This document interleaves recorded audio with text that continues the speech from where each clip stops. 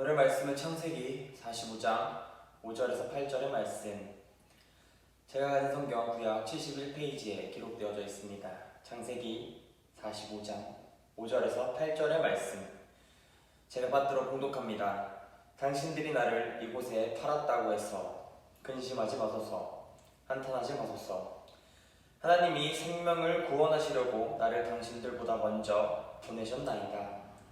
이 땅이 2년 동안 흉년이 들었으나 아직 5년은 밭가리도 못하고 추수도 못할지라. 하나님이 큰 구원으로 당신들의 생명을 보존하고 당신들의 후손을 세상에 두시려고 나를 당신들보다 먼저 보내셨나니, 그런즉 나를 이리로 보낸 이는 당신들이 아니요 하나님이시라. 하나님이 나를 바로에게 아버지로 삼으시고 그 온 집의 주로 삼으시며 애굽 온 땅의 통치자로 삼으셨나이다. 아멘.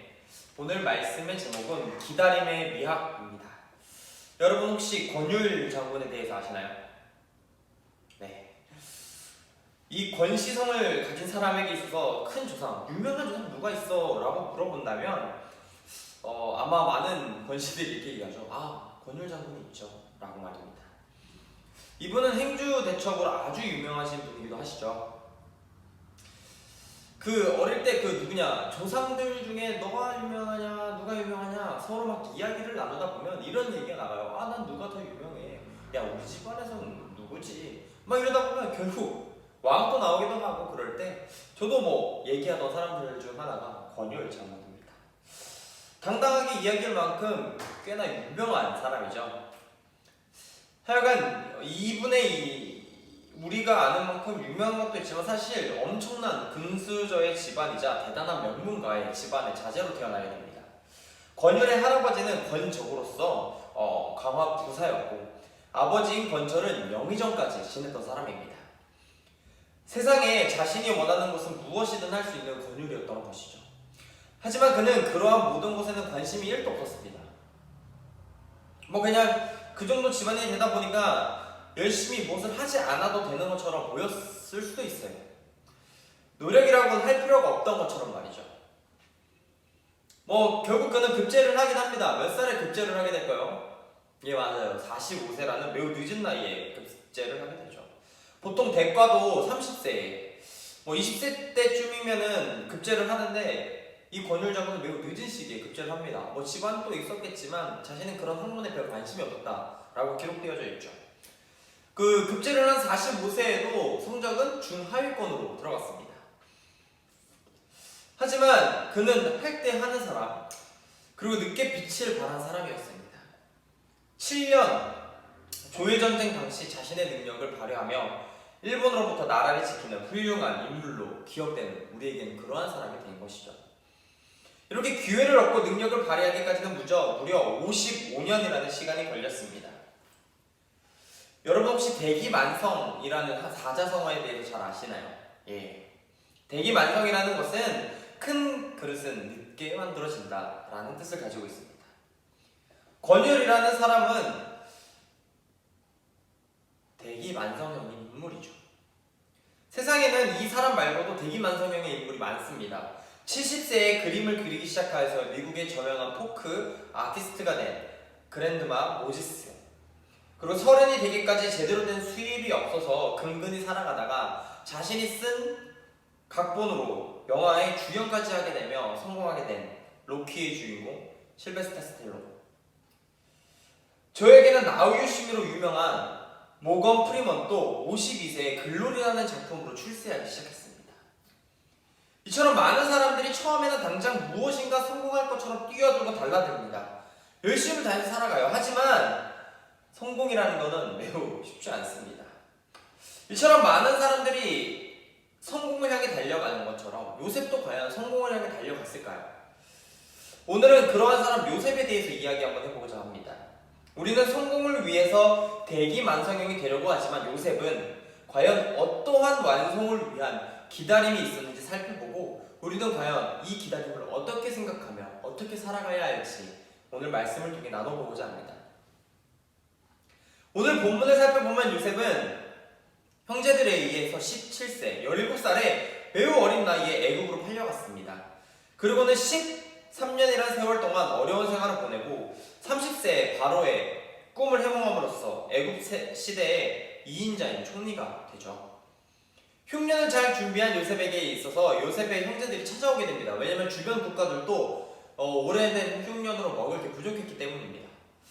당연히 그 당시에 요셉은 자신의 신분을 밝혔고 일어난 형들을 너무나 불안했어요. 그래서 오늘 말씀이 나온 거예요. 한탄하지 마소서라고 요셉은 형제들에게 이야기하고 있습니다. 이는 원문으로 직역하자면 그러므로 당신들은 스스로에게 화내지 마소서입니다. 동생을 죽음으로 몰았던 형들에게 어찌나 불안하고 무서웠을까요? 스스로 자책하는 마음이 컸겠죠. 총리로 앉아있는 요셉을 보면서 밥을 얻어 먹으려고 큰 애굽 땅으로 왔건만 밥을 얻기는커녕 목숨을 빼앗기게 생긴 상황입니다. 목숨이 달아나게 생겼죠.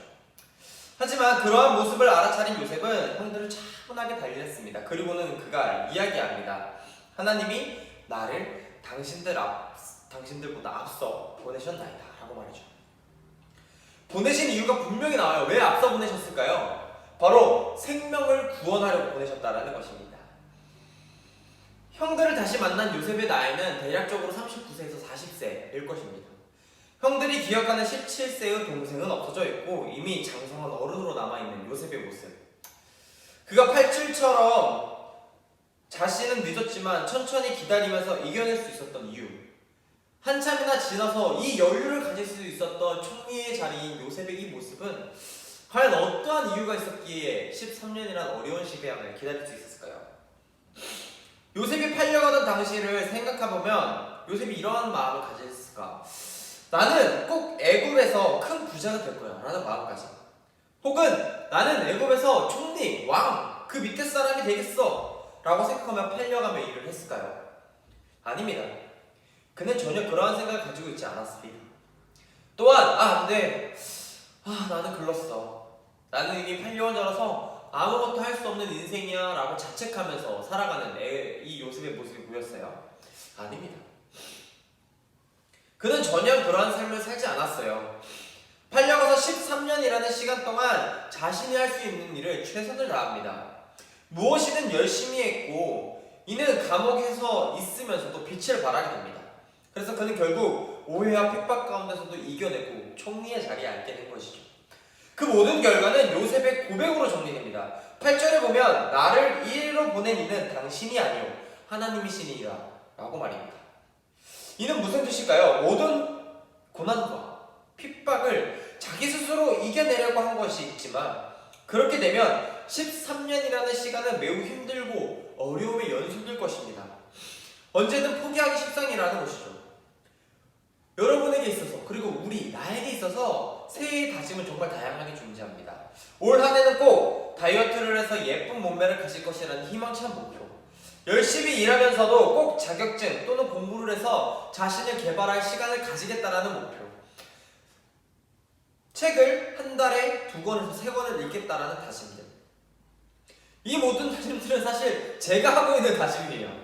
많은 분들도 이러한 다짐들을 하곤 합니다. 하지만 분명히 해야 할 이유와 목표가 없다면 이러한 다짐은 무너지기 십상입니다. 3일을 가지도 못하고 3시간도 못 가고 포기하는 경우가 대반사입니다. 아마 요셉도 자기 스스로가 다짐하고 앞으로 나아갔다라면, 자기 혼자서만 스스로하고 다짐하고 나아갔더라면 분명히 이뤄낼 수 없었을 거예요. 13년이라는 시간이요. 하지만 그의 고백처럼 하나님이 자신을 이기셨다라는 확신이 있었기에, 하나님이 함께하는 자였기에 13년을 이겨낼 수 있었습니다. 만약 요셉이 자신의 인생과 세상의 역사를 처음부터 끝까지 주관해 가시는 분이 하나님이라고 믿지 않았다면, 자신의 인생과 세상의 역사를 주관하는 분이 그리스도가 아니라고 생각했다면 그의 인생과 세상의 역사는 그에게 원하는 대로 흘러가지 않았을 것이라는 것이죠. 이를 통해 우리는 무엇을 할 수 있습니까? 바로 인생의 주관자는 하나님이시라는 것입니다. 많은 사람들이 어려운 시기에, 지금의 같이 어려운 시기에 그리스도인이라는 사실만으로도 매우 많은 어려움을 토로하며 살아갑니다.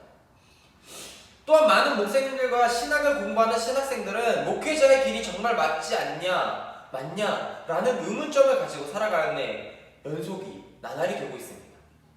하지만 확신할 수 있는 것은 우리는 버텨야 될 이유와 분명한 우리의 존재가 있다라는 것이죠. 존재해야 될 이유요. 바로 하나님, 그분이 우리와 함께 하시기에 일어설 이유가 있고 열심히 살아갈 이유가 존재한다라는 것입니다. 저도 1년 동안 있어서 돌이켜보면은 들었던 생각들 중에 하나가 바로 이 일을 계속 해야만 하는가 라는 의문이 들었습니다. 내가 아니어도 목회자를 할 수 있는 분들이 많이 있을 것인데 말이죠. 저와 같이 생각하는 목회자를 펼쳐가실 많은 목사님은 이미 제 앞에 많이 존재하셨어요. 또한 저처럼 따라오고자 저와 같은 모습을 가지고자 하는 후배들도 있을 거라고 생각합니다. 그런데 왜 해야만 하는가? 요셉의 이야기를 보고 든 생각이 있다면 내가 무엇인가 하려고 했구나, 내가 스스로 무엇인가를 하려고만 했구나 라는 생각을 들었습니다. 오늘의 말씀을 통해서요. 내가 무엇을 해보려고 하는 시도는 좋은 나의 유익이 분명하게 존재합니다. 나에게 좋은 유익이 존재해요.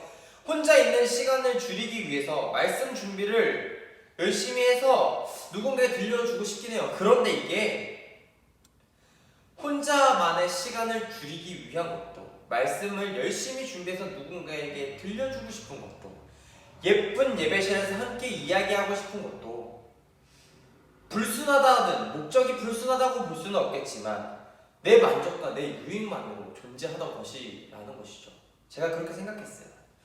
저는 이미 하나님과 함께 시간을 보내고 있고 이미 내 말씀을 듣고 나를 통해서 전파하시고자 하는 하나님이 계시다라는 것, 그리고 함께 울산 좋은 교회에 있으신 주님이 있는데 제가 너무 다른 것에 연연했다는 것입니다. 요셉과 다른 모습이죠. 그런데 요셉처럼 조금은 더디더라도 천천히 버텨야 될 이유를 찾았던 것이죠. 분명히 힘들지 않을 것이라 이야기할 수는 없을 것입니다. 삶을 살아간다는 것. 너무 추워요, 사실. 매일 너무 춥습니다. 하지만 버티고 이겨내야 할 이유가 분명히 존재하고, 이는 내가 무엇을 하기 위해서가 아니라 하나님이 무엇을 하기 위해서 우리를 도구로 사용하셨다는 것입니다. 여러분도 그렇게 되기를 간절히 바랍니다. 세상을 살면서 어려움이 많으시겠지만 내가 무엇인가 이루고자 뛰어들면 사실 잘 되면 너무나 감사한 일이에요. 그렇지 않게 되면 어려움은 너무 극대화되기 마련입니다. 그러한 마음가짐을 가지고 일을 시작하기보다는 하나님이 하시고자 하는 일이 무엇인가 고심해보고 찾으신 다음에 그 일에 뛰어드시는 여러분이 되시기를 간절히 바랍니다. 또한 요셉만 잘 먹고 잘 살라고 하나님이 그를 애굽의 총리로 보내셨을까요? 아닙니다. 7절을 살펴보게 되면 요셉은 자신이 애굽에 먼저 온 이유도 자신만이 잘 먹고 잘 살려고 이곳에 왔다라고 이야기하고 있는 것이 아니라 그의 가족과 하나님의 후손들 또한 피해갈 길을 예비하기 위해 나를 보내셨다라고 이야기하고 있습니다. 2년 동안 요셉의 가족은 기근으로 인해 너무 애처롭고 힘든 시기를 겪었지만 하나님의 섭리는 이미 준비되어 있었고 이를 실현하실 능력을 하나님은 갖추고 계셨다라는 것입니다. 우리도 마찬가지라고 생각합니다. 혹 먼저 부름을 받아 교회에 다니시고 있는 분들, 가족들은 별 생각도 없고 관심도 없고 주변의 친구들 또한 기독교인이라는 사실로 많은 핍박과 무시를 당하고 살아간다면 저는 단언컨대 요셉의 모습처럼 여러분들을 통해서 또 다른 길을 예비하시고 계시고 있는 하나님이 있으실 거라는 것입니다. 하나님의 섭리가 분명히 존재한다는 것이죠. 바울은 이렇게 이야기했어요. 환난 중에도 즐거워한다 라고 로마서에서 이야기하고 있으며, 베드로도 고난으로 인해 두려워하지 말며 소동하지 말라 라고 베드로전서를 통해서 우리에게 이야기하고 있습니다. 그러므로 여러분, 고난 가운데 계십니까? 크게 낙심하지 마십시오. 분명히 하나님의 함께 하심과 하나님의 인도하심이 여러분을 통해서 존재하고 있을 겁니다. 오늘의 말씀은 기다림의 미학입니다. 여러분 혹시 모소대나무라고 아시나요? 잘 모르시죠? 이건 중국 북방에 있는 이 대나무인데요. 이 대나무가 매우 특이합니다. 씨앗을 심고 싹이 나온 후에 4년이라는 시간 동안에는 평균 3cm가 자랍니다. 응? 무슨 말이냐? 한 달에 3cm, 1년에 3cm도 아니라 4년에 보통 3cm가 자라요. 요만큼 자라죠. 하지만 4년이 되고 5년이 되는 그 해부터는요, 하루에 몇 cm가 자랄까요? 30cm가 자랍니다. 그래서 6주가 되면 15m 이상 자란다고 하죠. 이 모소 대나무는 4년이라는 시간이 절대 무의미한 시간이 아니었다라는 것입니다. 자라지 않는다고 더디다고 필요 없는 시간이 아니었어요. 자라기 위해 충분히 힘을 부축했고 큰 성장을 위해서 필요한 영양분을 가지고 있었으며 어떠한 비바람에도 흔들리지 않을 튼튼한 뿌리를 형성하였다라는 것입니다. 여러분도 그러한 올 한 해가 되시기를 간절히 바랍니다. 가능하면 빠르고 좋은 일들이 많이 생겨나고 여러분들도 크게 성공하셨으면 좋겠어요. 하지만 그것은 뿌리가 약한 나무가 되는 꼴입니다. 부위는 줄기와 잎사귀에만 치중하다 보면 나무는 쉽상 무너지기 마련인 것처럼 여러분도 크게 흔들리고 말 것이라는 것이죠. 그렇기에 올 한 해는 여러분이 그리스도의 자녀로서 충분히 성숙하시고 익어가고 기다림의 시간이 되셔서 주님의 빛을 다른 이들에게 비추고 살아가시는 기다림의 멋이 있는 그리스도인이 되시기를 간절히 바랍니다. 그래서 모소 대나무처럼 느려 보이고 더뎌 보이더라도 분명한 대기완성형 인물이 되셔서 하시는 일에도 하나님의 섭리를 생각하시면서 더욱더 크고 번창하시기를, 그리고 기대하며 살아가시는 여러분이 되시기를 간절히 기도하고 소망하겠습니다. 다같이 주기도문으로 예배를 마칩니다.